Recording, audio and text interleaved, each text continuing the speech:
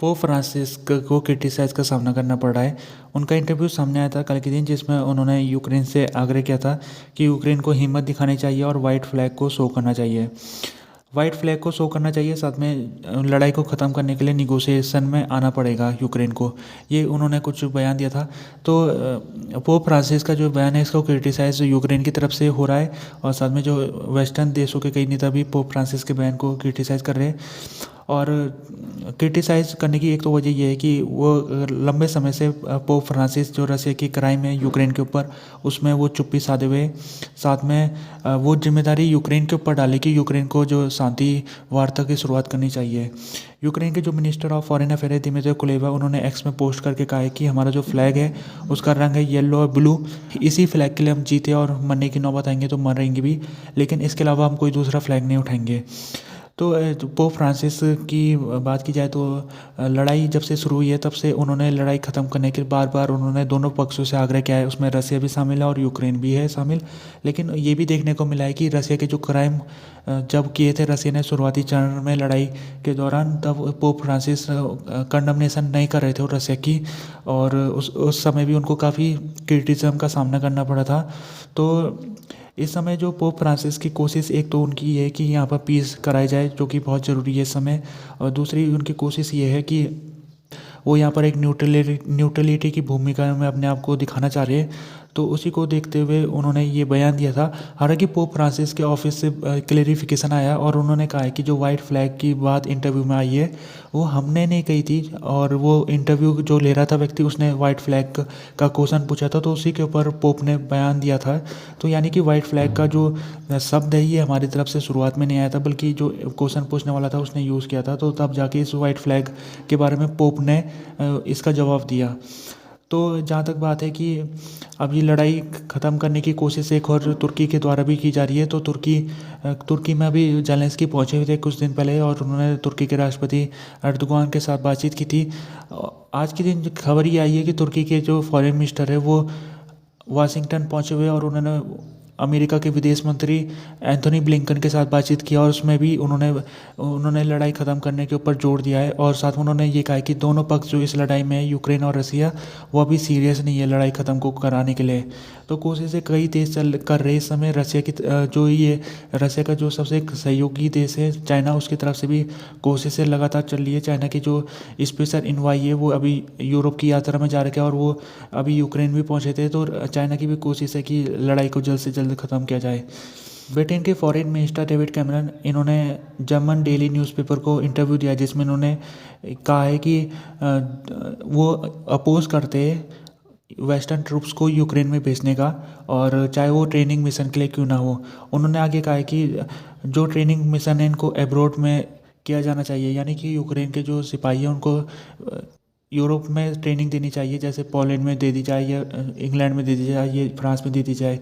तो इनकी तरफ से ये जो बयान आना एक महत्वपूर्ण सिग्नल दिखाता है, क्योंकि कुछ दिन पहले फ्रांस के जो राष्ट्रपति थे मैक्रोन, उन्होंने एक संदेश दिया था जिसमें उनकी तरफ से ये संदेश जा रहा था कि आने वाले दिनों में यूक्रेन में जो यूरोप की सेना है वो पहुंच सकती है। तो उसके बाद ये क्लेरिफिकेशन ब्रिटेन के फॉरेन मिनिस्टर डेविड कैमरन का है, और उन्होंने कहा कि वो मैक्रोन का जो सुझाव है उसका वो अपोज करते हैं, क्योंकि अगर जो वेस्टर्न देशों की सेना यूक्रेन में जाती है, चाहे वो ट्रेनिंग पर्पज से क्यों ना जाए, तो उनके ऊपर रसिया अटैक कर सकता है और फिर वो एस्केलेशन हो सकता है इस लड़ाई का। तो अभी जर्मनी के जो मिलिट्री ऑफिसर थे उनकी रिकॉर्डिंग लीक हो गई थी, जिसमें जर्मन के जो मिलिट्री ऑफिसर थे उस बात में प्लानिंग कर रहे थे कि आने वाले दिनों में जो जर्मन है वो तेरस मिसाइल को यूक्रेन को सौंप सकता है, और उस मिसाइल को ट्रेनिंग देने के लिए वो कुछ जर्मन सैनिकों को यूक्रेन में भेज सकता है। तो साथ में उस रिकॉर्डिंग में ये भी बात सामने आई थी कि ब्रिटेन ने भी स्टॉर्म शैडो मिसाइल जब यूक्रेन को दी थी, तो यूक्रेन में ब्रिटेन ने कुछ अपने ट्रेनर को भेजा था, और ट्रेनर यूक्रेन के सिपाहियों को स्टॉर्म शैडो मिसाइल चलाना सिखा रहे थे। तो पहली चीज़ तो ये है कि ब्रिटेन ने भेजी हुई है कुछ सिपाही, उसने यूक्रेन में भेजे हुए ट्रेनिंग पर्पज से, जिस बात को डेविड कैमरन मना कर रहे हैं।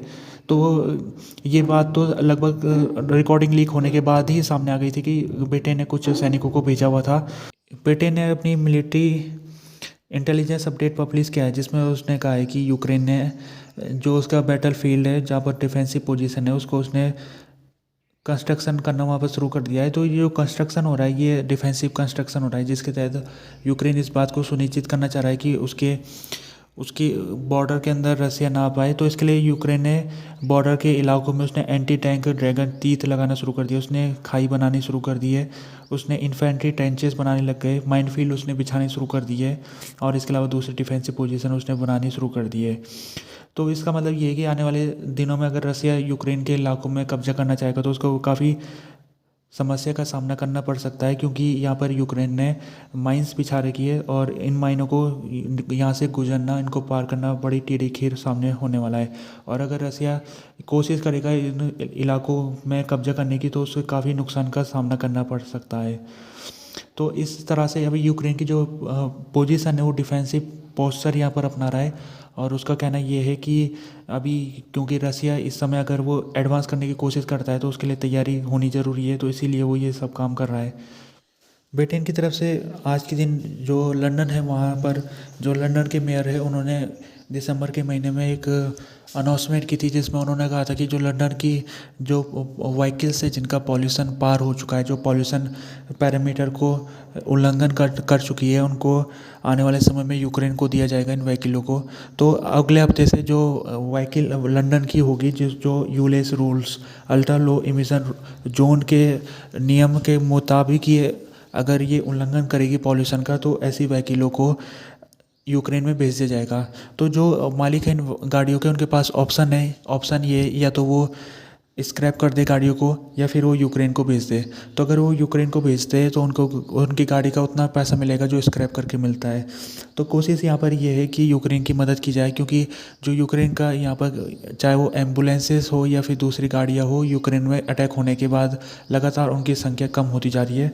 तो ब्रिटेन अपनी तरफ से कोशिश कर रहा है और उसकी तरफ से ये जो गाड़ियाँ है वो जितनी ज़्यादा गाड़ियाँ इस रूल्स के हिसाब से यूक्रेन को मिलेगी उतना ज़्यादा यूक्रेन को मदद पहुंचेगी।